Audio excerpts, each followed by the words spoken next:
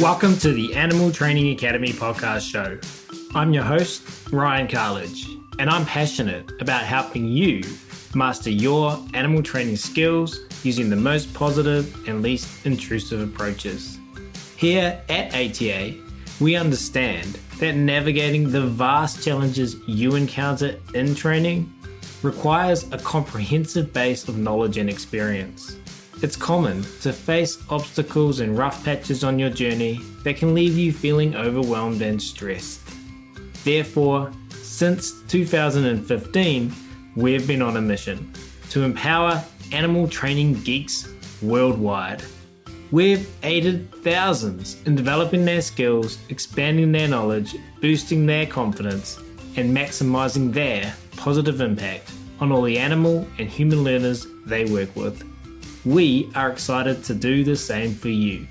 Simply visit www.atamember.com, join our vibrant community, and geek out with us. And of course, in the meantime, enjoy this free podcast episode as we explore new ways to help you supercharge your training skills, grow your knowledge, and build your confidence, so that you can craft a life that positively impacts every learner you encounter.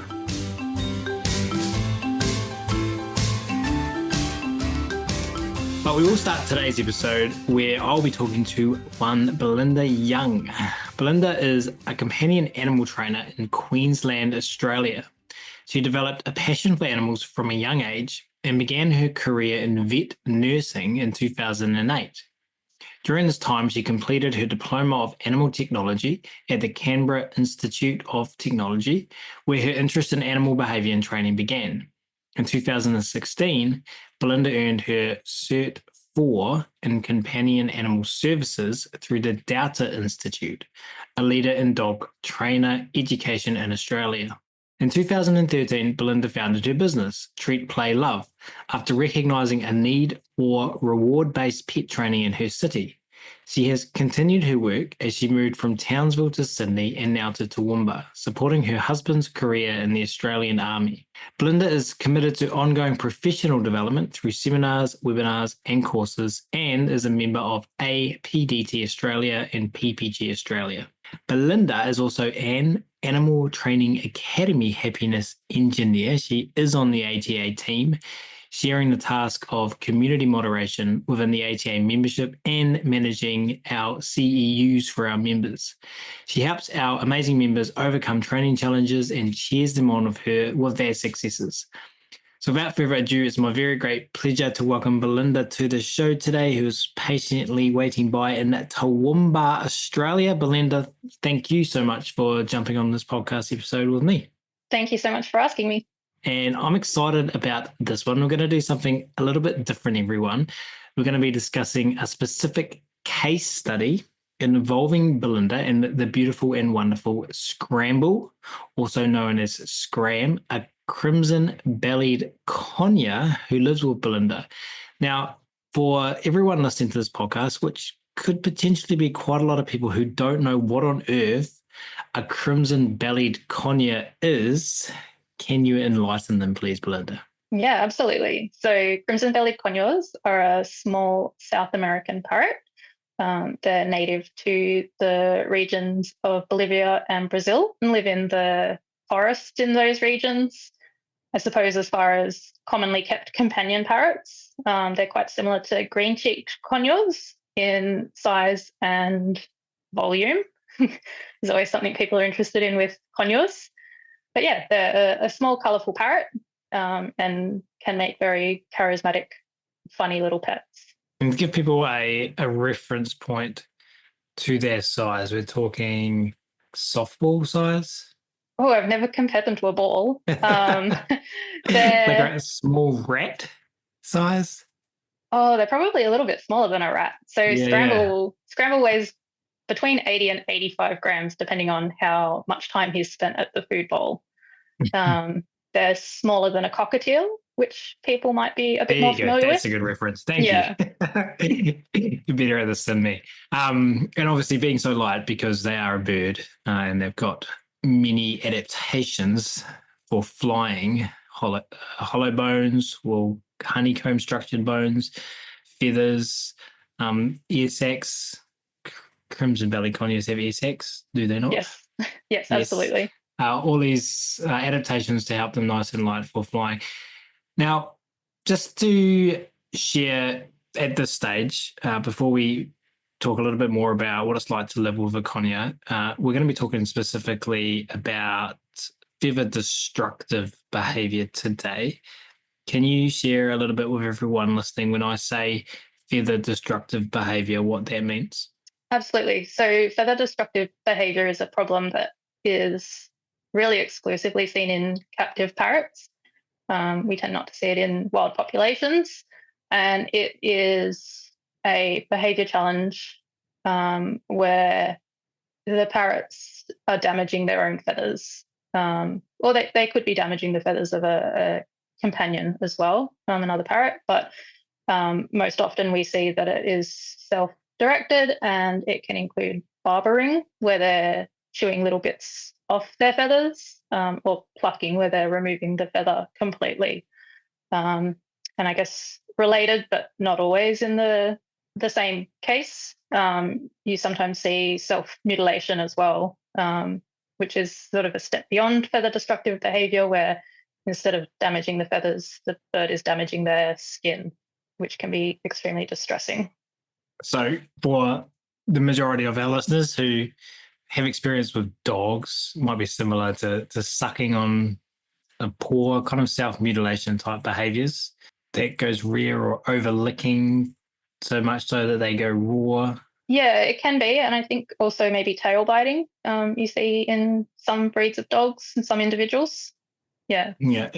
And for those of you listening who work with different species, I mean, self-mutilation is something seen across taxa, not just with dogs and parrots.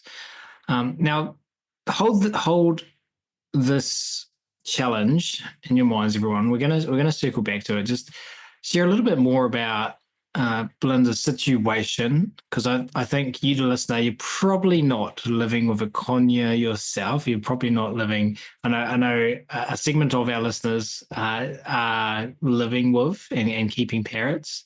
And so I'm excited to be doing this episode for you. But if you're listening and you're not used to living with a parrot, we've never lived with a parrot, or you've never even had any experience working with parrots, can you just give us a little bit of an insight to your world, Belinda? Because Scram is just one of the many colourful and delightful animals you share your home with. Who else is part of your menagerie? Yeah. So my husband, Steve, and we have got one dog, because we're a very normal couple and one dog is a good number of dogs to have. But we have got 11 parrots. So fortunately, we both thoroughly enjoyed parrots when we met. So we both came to the relationship with that passion.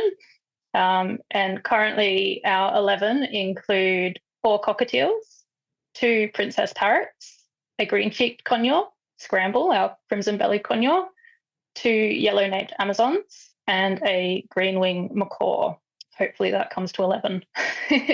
And you're going to have to Google the rest of those species, everyone, to learn the colours they have and everything more about them. So they are the individuals that you live with, and they're in Toowoomba. But what is it like living with parrots? I said, or I say that every time I talk to you, I can see things in your background on your Zoom that I don't normally see when I speak to a lot of people. Right now, when I'm looking at your Zoom screen, I see a big piece of what people might describe as driftwood kind of sticking up in the corner. And depending on where you're sitting, you might have multiple big pieces of wooden furniture, tree-like structures around your house. And you've also got a giant aviary attached to your house. Can you share a little bit about the setup and kind of what it takes to care for 11 parrots and one dog? Shout out to Wilbur. Yeah, Wilbur's a little bit lower maintenance. He's quite happy as long as there's a couch and a sunny sandpit to alternate between during the day. For our birds, I like to think we go above and beyond. We're always looking at ways that we can continue to do it better, but we try to set up our house so that each of our birds has got the opportunity to move and socialize and engage in species-specific behavior. So when we relocated to Toowoomba at the start of 2024, we were looking to purchase a house, and that gave us an opportunity to look for a layout that would work really well for us. Not all of our birds get along, so keeping everyone safe means keeping some of them separate from one another. We have got 3 separate bird rooms, as well as the conures live in the living area. So you could call that 4 bird rooms if you like. And in all of the common areas, we've got different play stands and areas that the birds can spend time when they're out of their enclosures, so that they've got different options for climbing, playing, resting, preening, eating, anything that they might like to do. And then, as you say, we've also got a very large aviary or enclosure that we've constructed in our backyard. We use the same material that sort of catios, netted cat enclosures are made from. We've been doing that since about 2011 in some form or another. But in our current house, we're very fortunate that we've been able to enclose a very large portion of our backyard, extending off our patio. So that means that when we're at home and supervising and some bird or another are out of their cage enjoying some social time, we can open up the back door and they can choose to come and go inside and out. Outside, they've got access to the patio, which is undercover, but they can also go out into the main area where they've got ropes and perches and they can enjoy the sunshine, or on a day like today, the rain, which the Amazons and the macaw especially enjoy showering and bathing in the rain. So yeah, we've got basically a house dedicated to our birds. So it's the birds' house. You guys just kind of live amongst them as opposed to the other way around. That's right. And our neighbours, up a surprising distance along the street, have very quickly identified us as, oh, you're the bird people. Just the bird people, or do they use other adjectives to describe you? They might not use them to our face. Are the birds allowed in every part of the house, or do you have some parts that are like human only? Theoretically, they're allowed in most of the parts of the house. Our 2 male yellow-napped Amazons have been feeling the warm, rainy season in recent months, which has led to them doing some cavity seeking as they look for good places for eggs. I don't know which of them is supposed to lay the eggs, but they're certainly looking. And that's led to us needing to shut off parts of the house so that they can't access those, to try and minimize some of that reproductive behavior. But in general, they're allowed in most places. Sometimes the birds will accompany one or the other of us into the shower to enjoy some steam, or they'll just ride around with us as we potter around and do housework. But they spend most of their time either in their enclosures, their cages, or in the main living area, which is where we spend most of our time as well, or in the enclosure in the backyard. I like my house, except I've always got a mini human following me around, or also a dog following me around, but with parrots. So basically, there's always kind of a bird hanging out at any time of the day, regardless of what you're doing. Yeah, definitely. With some of them not getting along, to ensure that they all have adequate time to exercise and be social, we've generally got a bit of a crate and rotate system going on where somebody is out all of the time. Crate and rotate. Okay. Now, can you share with everyone listening a little bit more about Scram? We've talked about what species Scram is, talked about the fact we are going to be talking about vivid destructive behavior today. But what happened with Scram? What led to us being on this podcast together today to talk specifically about him and this challenge that you've been facing for the last wee while? So Scramble is the youngest parrot in our household. He will be 5 years old in March of 2025. So he's about 4 3/4 now. He hatched unexpectedly in 2020. At the time, we had a breeding pair of crimson-bellied conures, his parents, that we had acquired from a friend when she was needing to move unexpectedly and had to relocate some of her birds. And for the couple of years prior, that pair of birds had bred, and I had hand-reared the babies, 2 from each clutch, to rehome as pets. And that had been a great joy, something that I really enjoyed doing. And it was a lot of fun to raise those babies with the knowledge of behavior and training and development that I've acquired over the years. And they found some really lovely homes. One of the homes from the first year actually came back for a second bird the second year, which was lovely. In 2020, after some thought, I had found that I was feeling very anxious at the thought of trying to find excellent homes for any future babies. It's obviously a big responsibility to bring new animals into the world and to raise them and then to home them in a way that I guess you're satisfied that they'll receive the standard of care that you would expect and hope for. And then in addition to that, the sort of anxiety I was already starting to experience, the world started to fall into chaos with the COVID-19 pandemic. And the idea of trying to home baby birds during lockdowns just seemed crazy. So when this pair of birds started to lay in 2020, I felt that it was the right decision to not allow those eggs to hatch. And the step that I took to prevent that from happening was to addle or shake the eggs. And I felt that I did that very thoroughly over a number of days throughout the week that those eggs were laid. But nonetheless, about 3 weeks later, when I was checking the aviary in the evening before bed, I heard a very quiet little cheeping sound and checked the nest box, and there was Scramble. And you can see now where he got his name from. So when Scramble hatched, obviously in COVID lockdown, I hand raised him.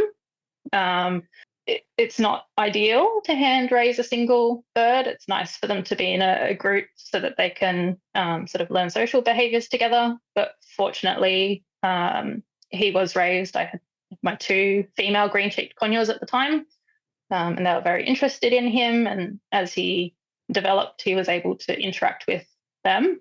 But raising a single baby bird during a lockdown when you're not doing all that much else, it's a recipe for becoming very attached. And I said to my husband, this one's staying. You know, we're not going to rehome Scramble. He's a member of the family. And so he has been. Scramble, his development was really normal. He's always been a really active, playful, busy little bird. He has had some fairly sort of tumultuous relationships, I guess, with my female conures and with also my husband, Steve.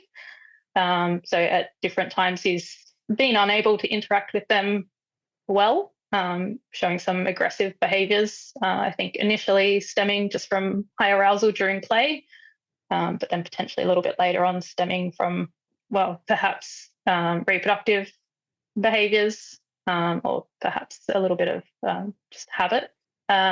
But he was otherwise sort of well, happy, healthy, playful, busy, enjoyed flying, really good eating. In 2021, so just before the new year, we ended up moving for Steve's work, and we moved from Townsville to Sydney, which meant that the birds flew from Townsville to Brisbane, where they boarded with friends for a couple of weeks while we moved to Sydney and set up the house for them. And that all appeared to go well. Everyone arrived and settled in really nicely. And then it was the end of 2022 where unfortunately we found out we were moving again. The rental that we were in was sold, and that's where the challenges started for Scramble.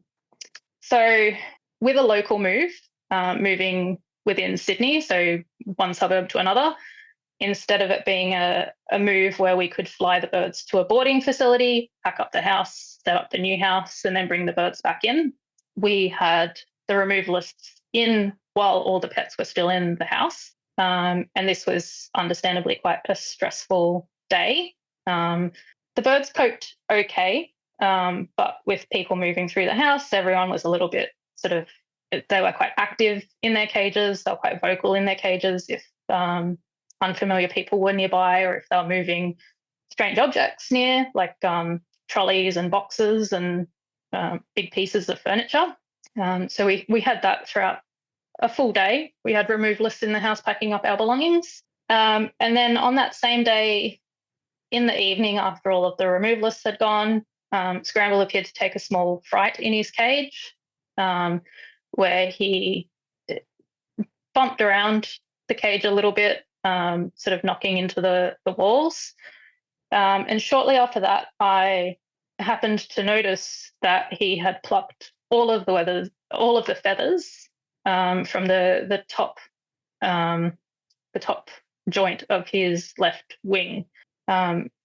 This was distressing to see. It obviously happened in a really short amount of time. And he hadn't just plucked a few feathers, he'd plucked that part of the wing completely bare. But otherwise, he seemed okay.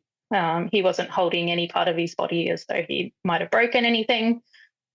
He was still solicitous of attention. When we got him out of his cage, he quite quickly settled on a play stand and had some supper.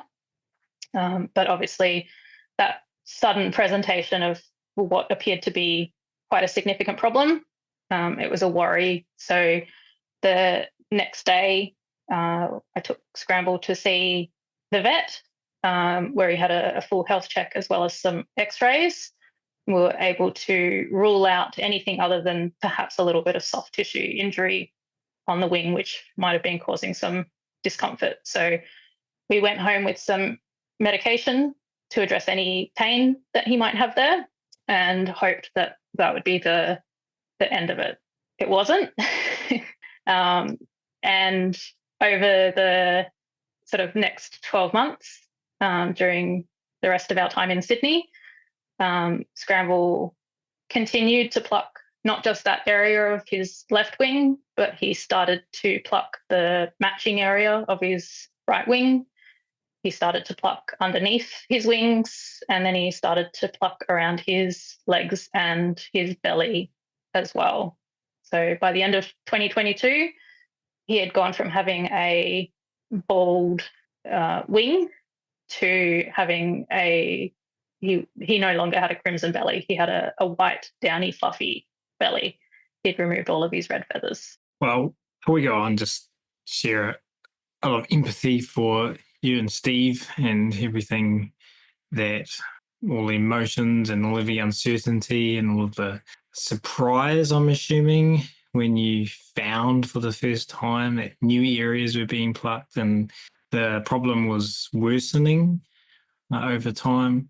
I'm curious, like, would you, looking back now, how do you think about that Sydney move? Would you change how you did that now? Do you think it was the people coming in? If you were to do it again, would you get all the animals out? Yeah, that's such a good question, and one that I've thought about, because it's, I guess, quite likely that we will move again in future with Steve's work. I think what I would do now, and certainly what I do now, if we've had tradespeople in the house or anything similar to that, we tend to move the birds into parts of the house where the activity is going to be less, and then relocate them again if the tradespeople need access to those areas. And that has worked well so far. And even, this year in our new location in Toowoomba, we've had various tradespeople doing various works.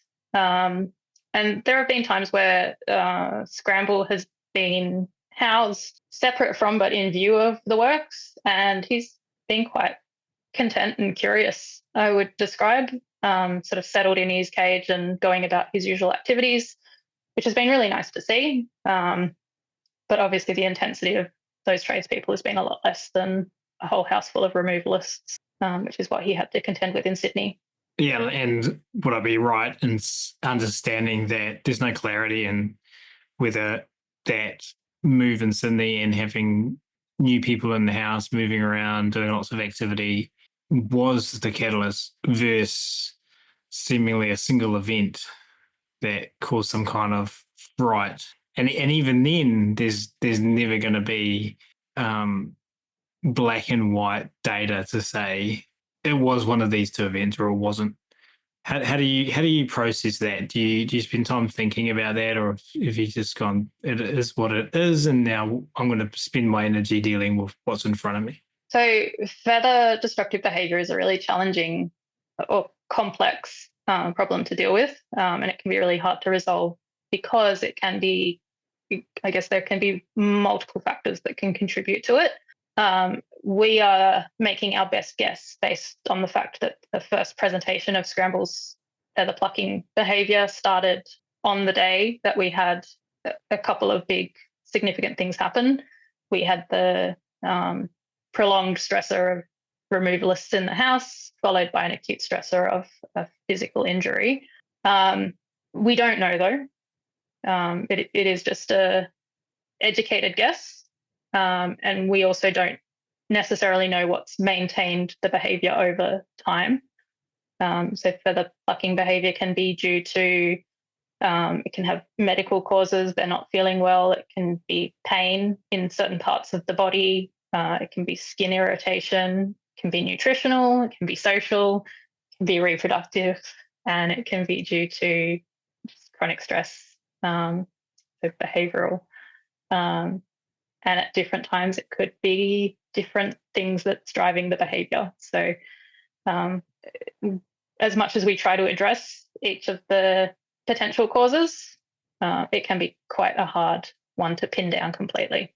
And what strikes me about everything you've just said is the complexity and challenge that someone like yourself, whom is a knowledgeable, educated, skilled professional, and you then, my mind wanders to a layman parrot owner who is faced with this challenge.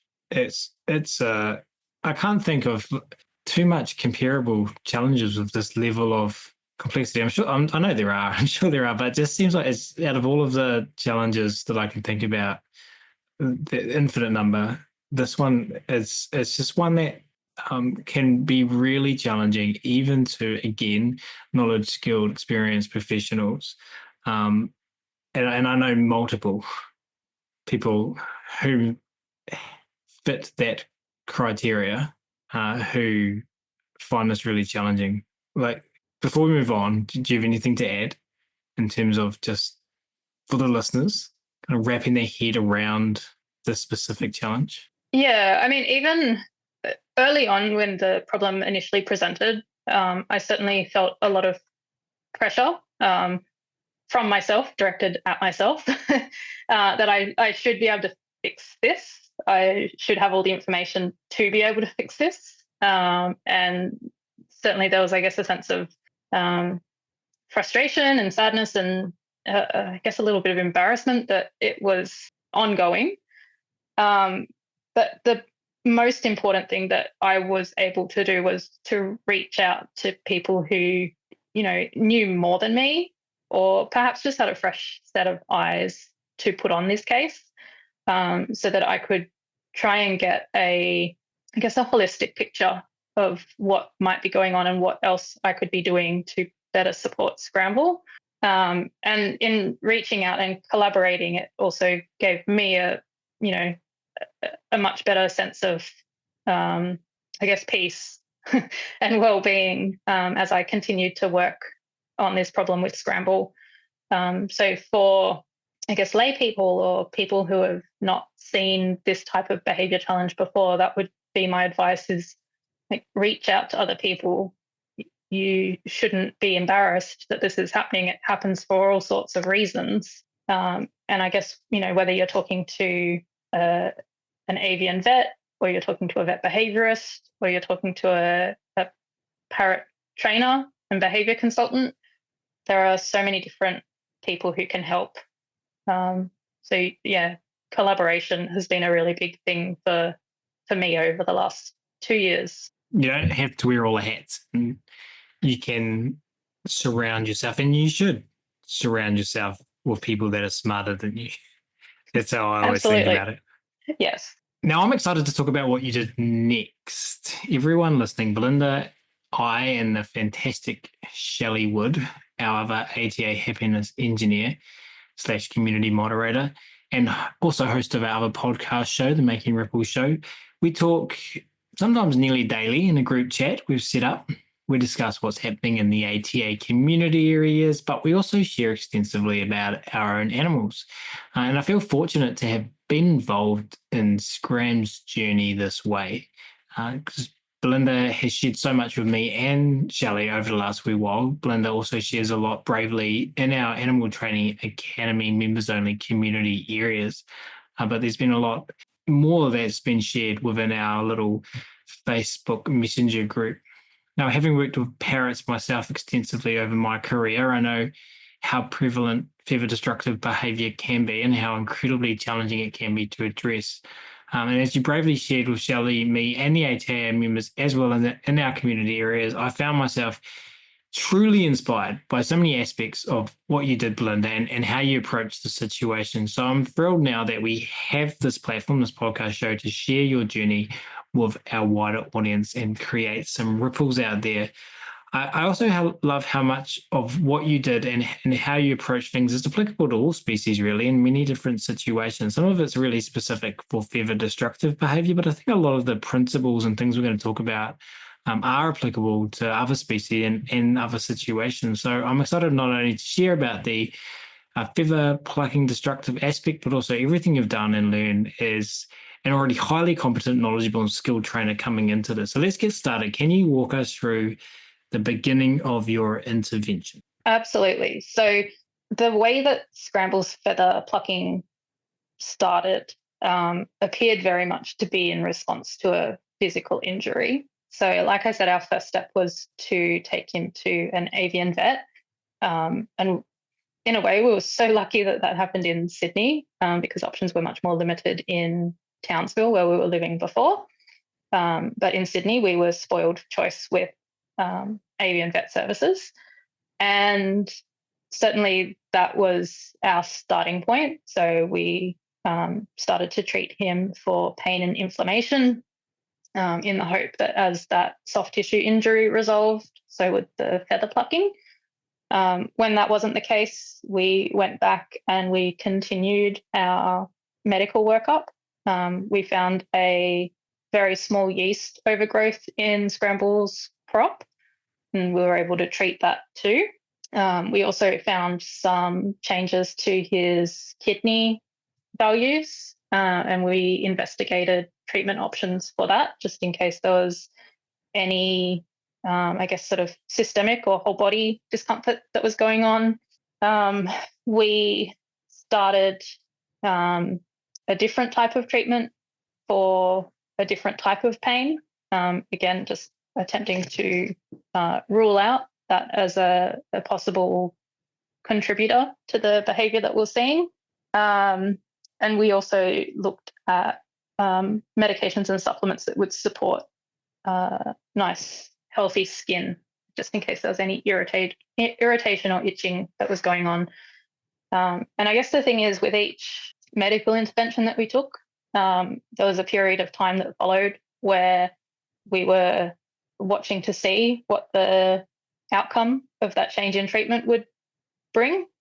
And there would be revisits to see if, for example, the little yeast overgrowth had cleared up in his crop and his kidney values had gone back to normal, and so on and so forth.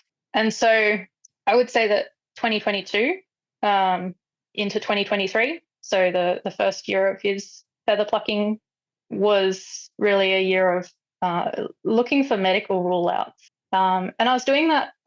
It made sense to me to do that. It's really important if you've seen a sudden change in behavior that you are looking to rule out any medical causes, because you can't train those away. But I was also really hoping for myself that it would be medical and there would be a magic treatment that would just fix it, because obviously that seemed like it would be an easier solution than making broad sweeping changes to our environment and this routine that we're keeping with Scramble. So that was through 2023. Got to keep my years straight. And at the end of 2023, we were getting ready to move again. And obviously through that time, I'd seen that Scramble's feather plucking behavior had continued and spread to more areas of his body. And there was no avoiding this upcoming move.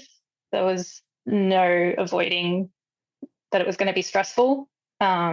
This was another move back to Queensland, so it involved another flight where they'd go to Brisbane and they'd stay again with friends until we were settled in Toowoomba and we could bring them and settle them into our new home. And while they were staying in Brisbane, we took the opportunity to have a recheck with the avian vet there.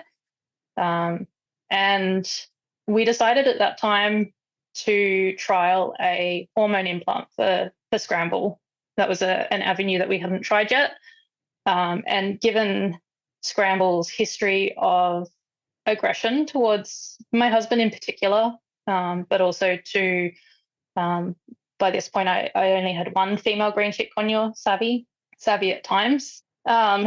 It felt like it was worth trying to see what impact hormone suppression might have for Scramble.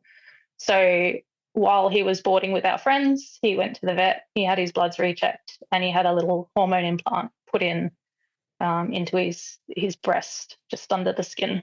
When Scramble came home, which was just a day or two after he had that implant put in, the difference in his behavior was quite remarkable, where he had typically been quite highly aroused and showing some aggressive behavior towards my husband.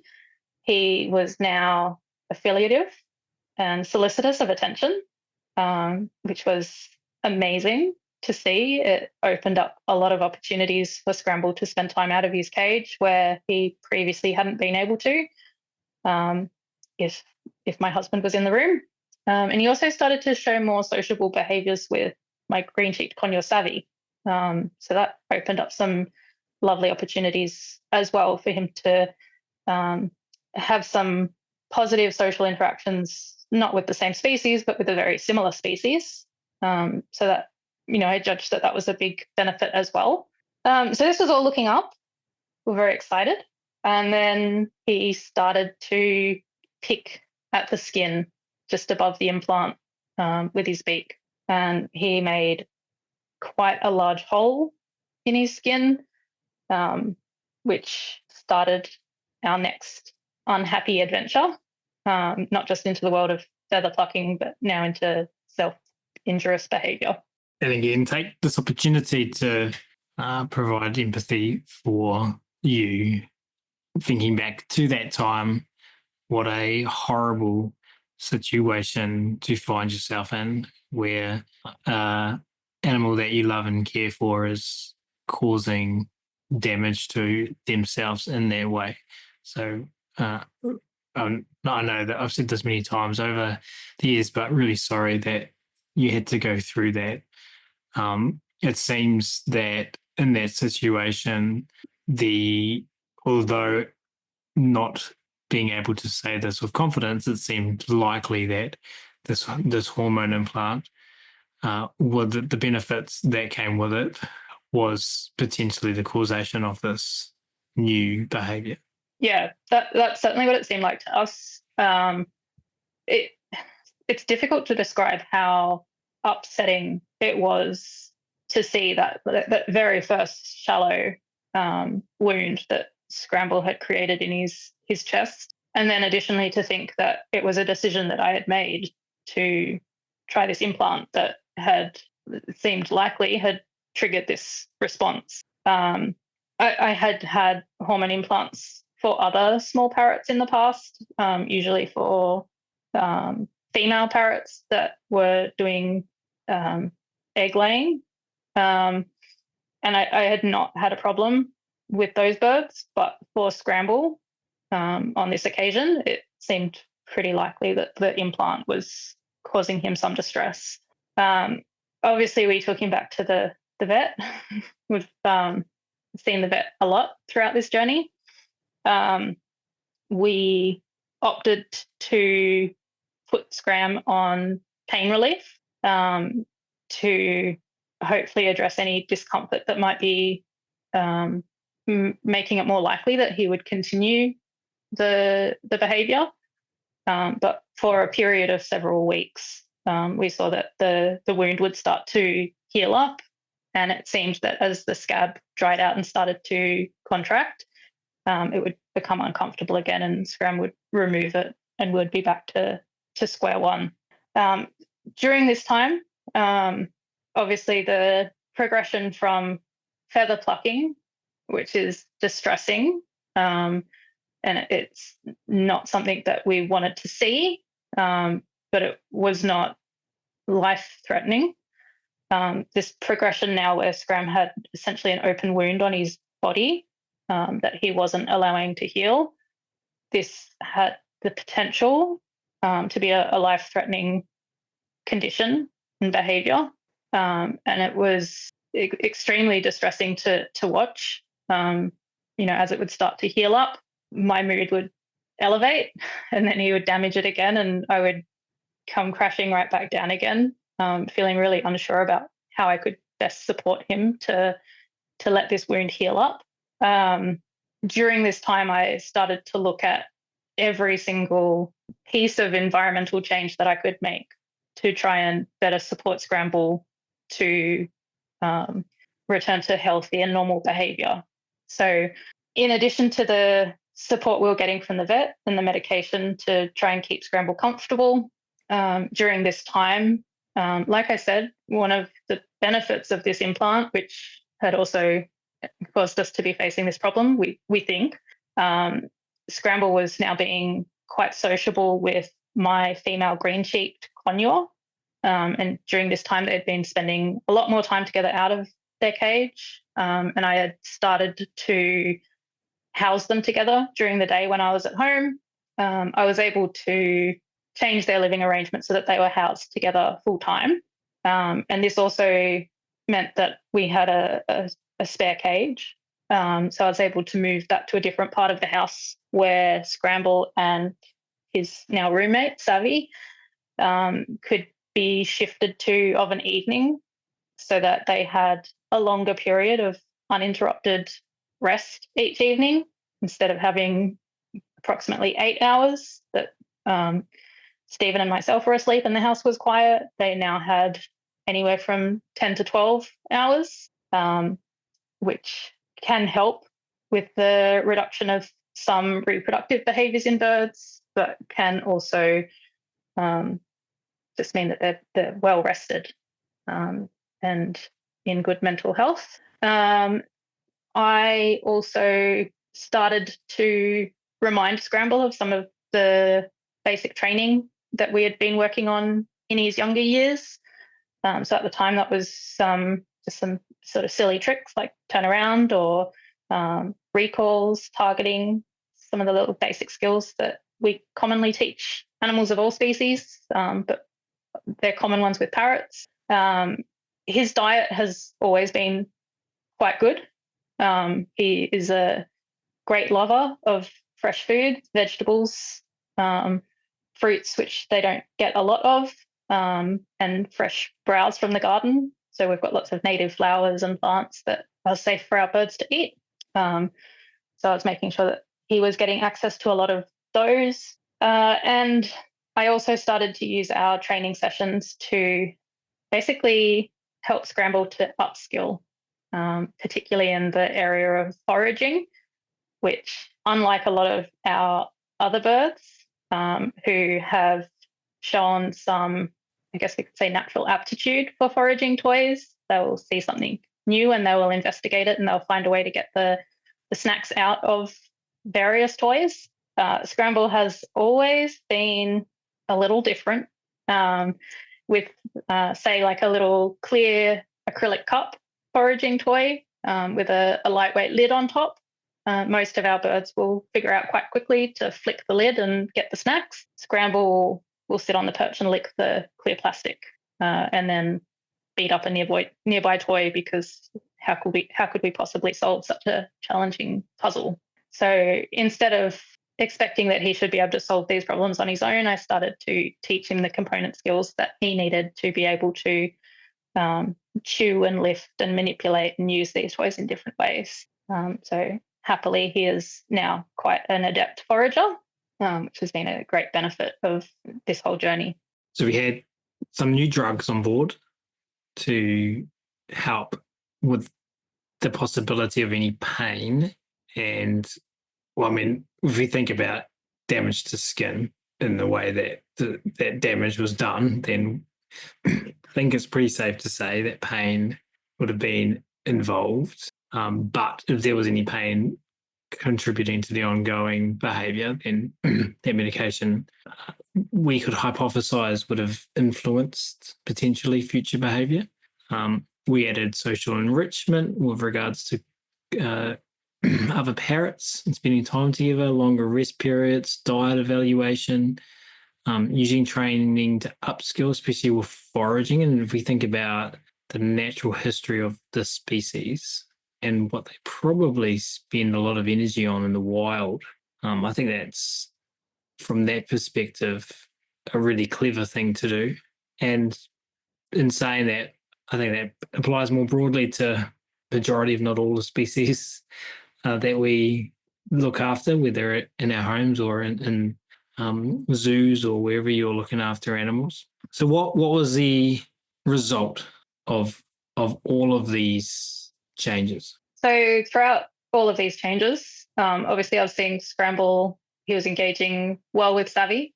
So I felt that social box was being ticked in ways that it hadn't been before. His foraging behaviour was improving. He continued to show decreased aggression towards my husband.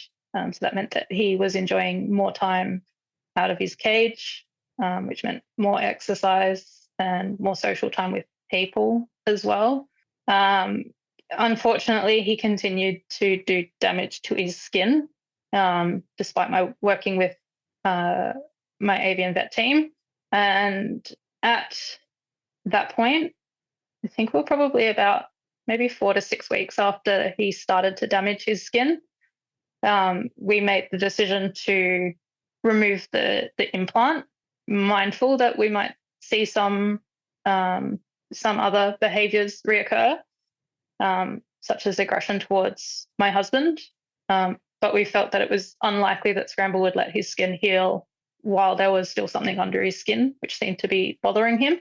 At this same time, we made the decision to fit a very small Elizabethan collar. So for Scramble, we used a soft collar with the hope that that would be very lightweight and allow him to continue engaging in as much normal behaviour as possible. But while he still had this wound on his chest, and now he had a couple of small, one small suture stitch from where we removed the implant, we really wanted to maximise the chance that that would heal. So at this point, it's not ideal. We really didn't want to use the collar because it's preventing him from continuing the behaviour, but it's not addressing why he is doing this behaviour. And with all the changes that I had made to his environment and lifestyle, I was feeling really unsure about what else I could do. And at this point, I reached out to a friend and colleague, Lee Stone at Parrot Life Behaviour, and I asked if we could have a consult to just brainstorm what else could I be doing. And with her encouragement, I started to look at how I could make some of the training that I was doing with Scramble more cognitively challenging. So increasing that mental enrichment for him, giving him some challenges and teaching him how to overcome them. But also at her suggestion, I reached out to a veterinary behaviorist who has experience with parrots and other exotic animals. And in consulting with her, I was able to look at particularly ways that we could better support Scramble with the use of different medications. So that was with Dr. Kat Gregory, who I'm working with on an ongoing basis to help support Scramble. So following this, we now had more medications to support Scram's brain and to keep him physically comfortable. And I was starting to look at some new training challenges for him as well on a daily basis to see if we could help him to regrow some feathers and hopefully not continue to damage his skin. How do you think about now going through what you've been through, hormone replacement implants? Do you feel, and this question is about what I've just asked, but it's a bigger question as well in terms of, let's say you've got whatever challenge you have with your animal, you implement it and then it doesn't do what you hoped it would do. Like how do you frame that in your mind as a professional? Do you go, oh, I'm never going to do that again? Or you've got to try things out to get the data about your individual animal? Like if someone was to come up to you now, Belinda, and ask you, what advice do you have about hormone replacement implants? How does that experience shape your perspective and the answer you might give someone about that? So I think one thing that I often feel frustrated by, in a way, is that we don't have it's not a science experiment. We don't have a control, right? So I don't know how Scramble's behavior would have progressed if we hadn't tried it versus had. And obviously, with something like a hormone implant, that's a medical treatment done by an avian vet. And while it is something that I had asked, is this something that would be good to try? We were all in agreement that yes, this was treatment that was indicated. There were behavioral signs that told us that perhaps hormone amplification could be a source of stress in Scramble's day-to-day life. And a lot of the environmental factors that can contribute to that problem, such as high energy diets and inappropriate handling, lots of sort of touching, petting and cuddling, those had never been factors for Scramble, because they were things that I was aware of and mindful of. And so we felt very much that treatment option was indicated and we felt comfortable doing it. Like I mentioned, we saw some really big positives from that. And those positives have lasted beyond removing the implant. And again, we don't have a control Scramble. We don't know what that timeline would have looked like differently if we had left the implant in versus never put it in the first place versus had it in for a time and then removed it. But I think the one thing that I would just be mindful of in future is just knowing that it's not necessarily a treatment that might help and can't hurt. Obviously, in Scramble's case, we think it did hurt in a way, but I would still, 100% be comfortable to have that discussion with a vet for another bird, just not for Scramble. Yeah, some awesome lessons there. Thanks for sharing that. Because we've got a long list of things you've changed here: social enrichment, longer rest periods, diet evaluations, upskilling foraging skills. I think the concept of surrounding yourself with those. I like the saying surrounding yourself with people who are smarter than you, but surrounding yourself with a good team of people, a good team of people that you trust, and bring different knowledge, experience, and skills to the table. We had the collar that you put on, the Elizabethan collar, which I am enjoying thinking about the listeners of this podcast, thinking about what that looks like for a bird the size of Scram compared to their experiences with Elizabethan collars. We've had the hormone replacement and the importance of having that conversation with your vet, and the value that you've had from having done that in terms of understanding how it could be helpful, but it could also have X, Y, Z side effects, but how you'll do that again, and how that's something that is individual to each case and team and animal. And the other thing that we haven't really dived and unpacked more was Lee's suggestion, shout out to Lee Stone, about cognitive training. Can you explain to those listening when we're saying cognitive training in this podcast episode, what we're talking about? Because you could say, well, all training is cognitive training, but there's more specificity and nuance to what you're talking about, isn't there? Yeah, so I guess in Scramble's case, what I was looking for is what we had been doing in our training sessions was almost repetitions of skills that he found quite easy. So things that he could do again and again with relatively little thought. And to be honest, it's not that fun for him or for me. There's only so many repetitions you can do of something that's already well mastered. So what we were looking for were things that would get the wheels turning in Scramble's brain a little bit more. And that also meant that I had to think a little bit more. So it took a little bit more, I guess, training session design on my part to come up with challenges that he could meet that we could also build and develop over time to increase that challenge as he became more skilled. So, I mean, one of the skills that I started to work on, which I had previously taught our green-winged macaw, I decided to teach Scramble a retrieve behavior. So I wanted him to pick up an object. And initially, the goal was for him to bring it to my hand. But as members of the Animal Training Academy community know, we had to do some troubleshooting to find ways to make this task clearer for Scramble.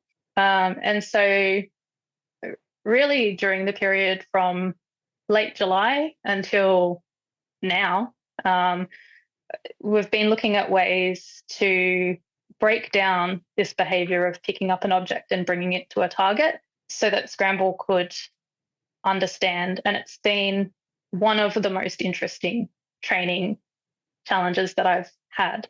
So initially, Scramble learned quite seemingly easily to pick up a little plastic ring and to drop it into just the lid from a jam jar, which I had put on our little training station. And I was thinking to myself, fantastic, this bird can retrieve.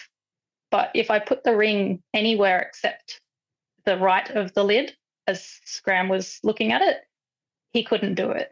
So he could only flick the ring from the right to the left. And we sort of broke it down. So I started to look at, well, how can I teach him that it's about the lid? And we introduced a little target inside the lid so that he was learning the skill of touch the target and then adding the plastic ring back in, pick up the ring and touch the target. Initially, that still seemed not to help. I was able to change where the ring was in relation to the lid just by fractions. So a little bit forward, a little bit back, a little bit forward, a little bit back. And eventually we did have the breakthrough where he could flick it from the other side of the lid in. But it still seemed a little bit like good luck rather than good planning that Scramble was getting this plastic ring into the lid. We didn't work on it every day. We were working on other skills as well. So Scramble learned how to stand on a little wooden block as a station. he learned how to go around to the left and the right on a little like plastic cone, essentially. If anyone's ever trained a dog to send out around a cone in either direction, I was doing this in miniature with Scramble. He's learned to do other skills like shake hands. We've been working on a little bit of voluntary restraint with the hope that we'll be able to use it for physical exams, which we're getting close to. But still, every now and again, I would bring back the retrieve, and we could flick it from side to side. We could get it in the lid, but I was just not happy that he was just still not quite. I wanted him to place it in there. I wanted him to seemingly really understand it is about putting the ring in the lid, not throwing it and praying. And what I noticed actually just a few weeks ago was that the piece that was really missing was Scramble could pick up the ring, but he wasn't walking while he was holding this plastic ring. And so what I started to work on with him was building some movement towards the ring. So using that little target inside the jam lid, I started to build some reinforcement history for Scram running from the end of his little training mat across the mat to touch the target. And then I would reward him at the back of the mat again, and we'd repeat that. And I found that when I added his little plastic ring back in the path that he was running on, that he was starting to pick up the ring and place it in the lid. Still, when I changed the position of the lid or the position of the ring slightly, would see the behavior break down. So it was really interesting to see what he was understanding versus what I thought he was understanding. But again, just like with the initial challenge of him flicking the ring from just one side, I was able to change it little by little until in the past week, we've seen the major breakthrough where he can run to pick up the ring from the front of the mat and turn around and carry it to the back of the mat to put it in that little lid, regardless of where that little lid is. So that's an example, I guess, of where it's taken a lot of time, but at each step along the way, it's posed an interesting challenge for both myself and for Scramble. And because the goal with the training was to offer Scramble that, I guess, that puzzle, that cognitive challenge, the fact that the skill hasn't been finished all this time, it's never really mattered. Each day that we've turned up at the little training station, we've met our goal of working on this puzzle together. And I guess now that he is carrying that ring really confidently towards the lid, we're going to have to think of something else to work on. But that's an example that we've had where we've been looking to offer a challenge and a puzzle in order to keep Scramble's little brain turning and ticking along and hopefully nice and happy and occupied. Well, I just thought of something you can teach Scram, and that is building his foraging skills. You can teach him to pick something up, put it in a bowl of water to help soften it so he can forage on it. I don't know what that something is. But my brain was going, these skills are so helpful because it's not just about teaching Scram in this context. You can pick up a blue thing and put it in this lid. It's about teaching Scram. You can pick things up and put them in things. Well, I was going to say, putting things in water comes very naturally to conures.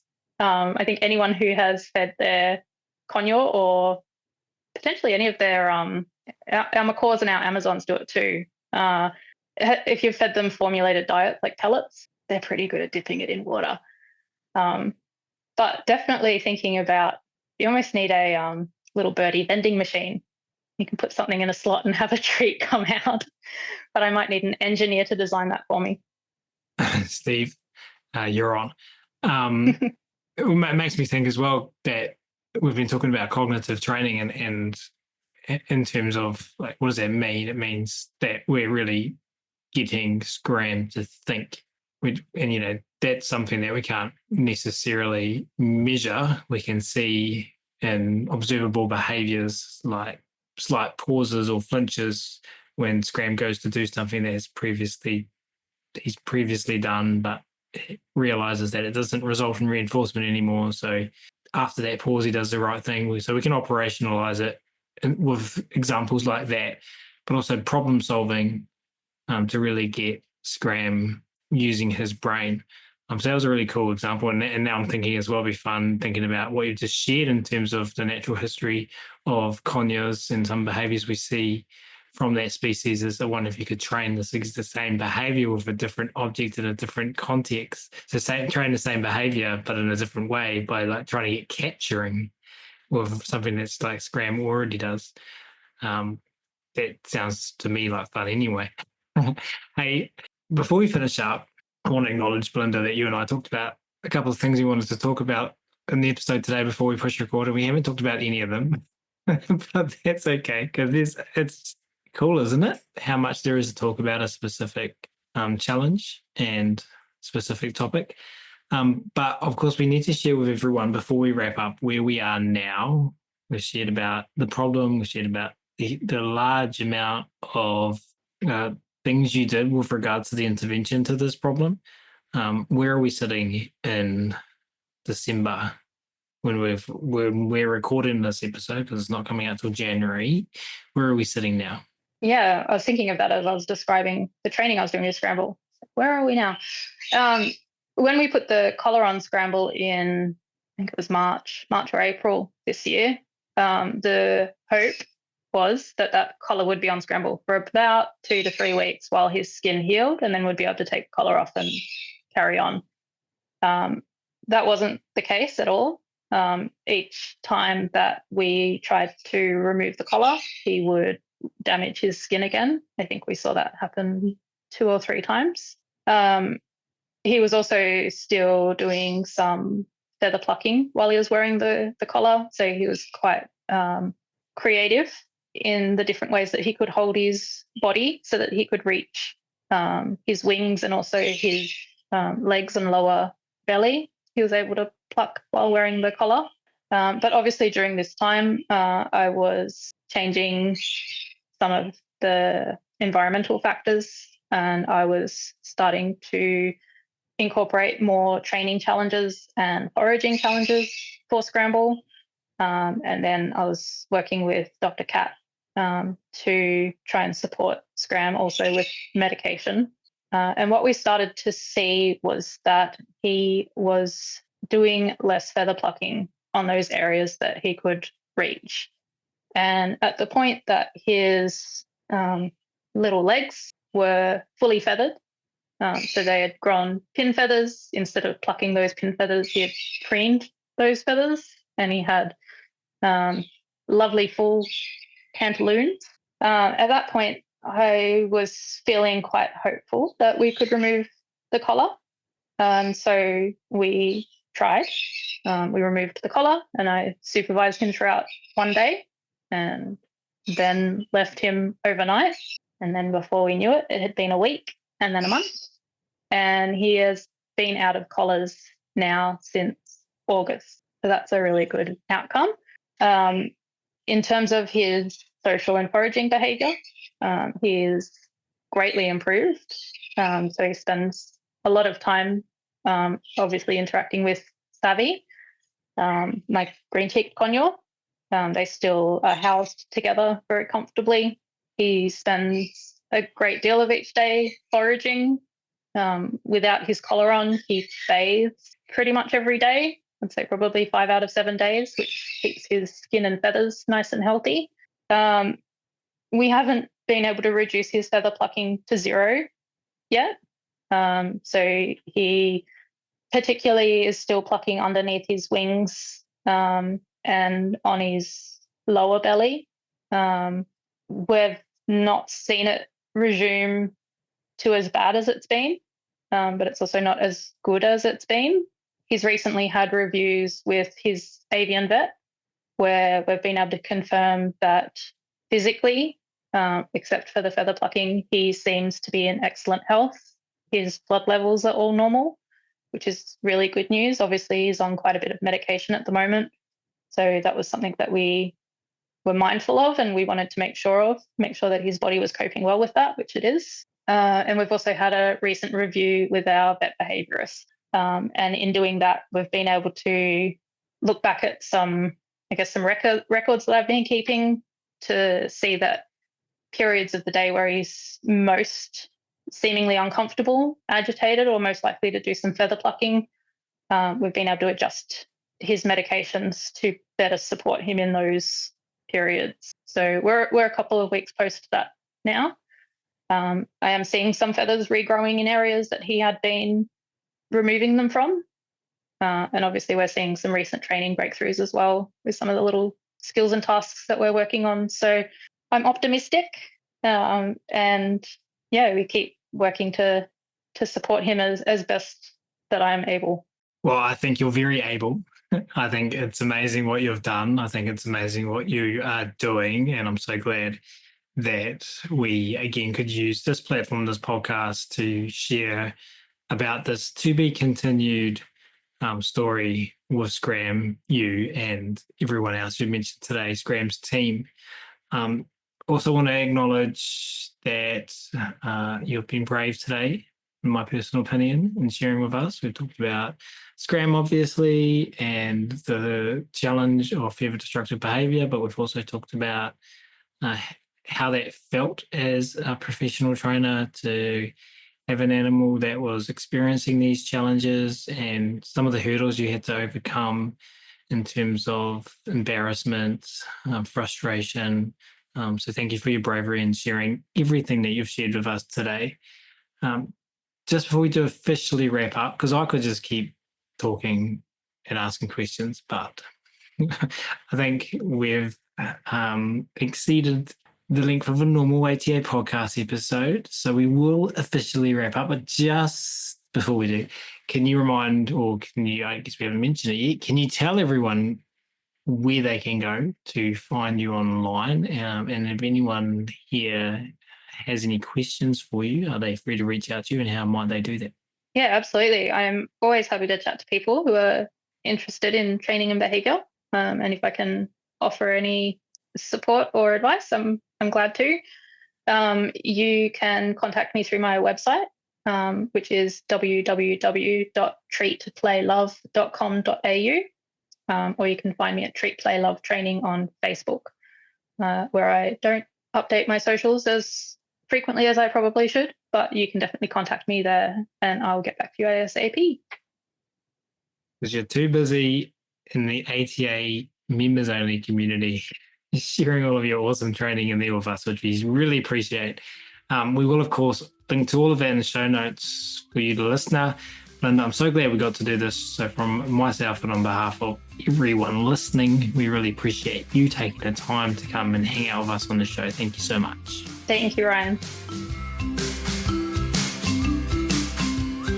And thank you so much for listening as well.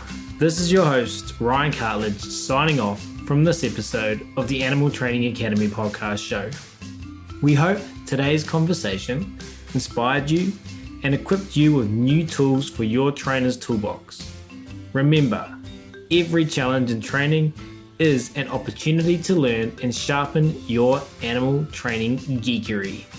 Embrace the rough patches, learn from them, and keep improving.